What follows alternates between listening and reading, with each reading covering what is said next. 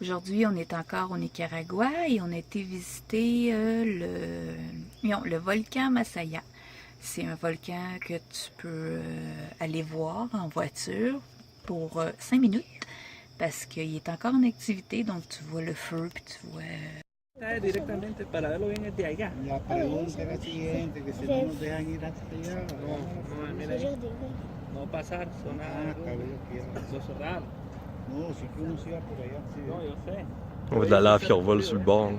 allá estaba la carretera. Yo he ido a las cuevas. Yo venía en un jeep de después. Ça bouge, tu vois? On entend le son aussi. Hein. Ça fait le même son que la mer. Oh, ok, on est bon.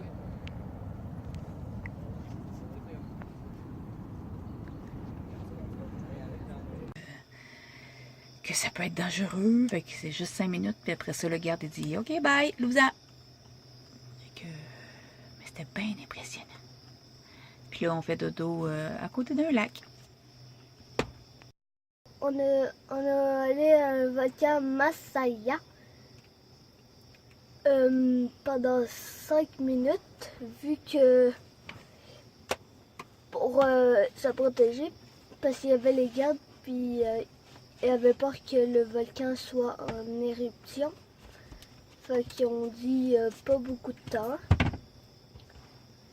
Mais il était vraiment gros. Il y avait un vraiment gros trou. Puis on s'est baigné.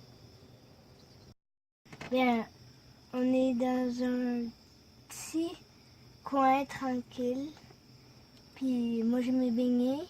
Puis je n'ai pas bouché mon nez parce que souvent que je me bouche le nez. Puis là, on a vu des lucioles. Ce que j'ai beaucoup aimé de la journée, il y avait le volcan et tout. Mais ce que j'ai beaucoup aimé, c'est que ce matin, quand on s'est levé à l'hôtel de jeunesse, juste à côté du Pacifique, j'ai discuté un petit peu avec le propriétaire. Je pense qu'il s'appelait Ernesto, mais je suis pas certain, je me souviens plus. Puis je lui ai demandé ça faisait combien d'années qu'il avait ouvert son auberge de jeunesse.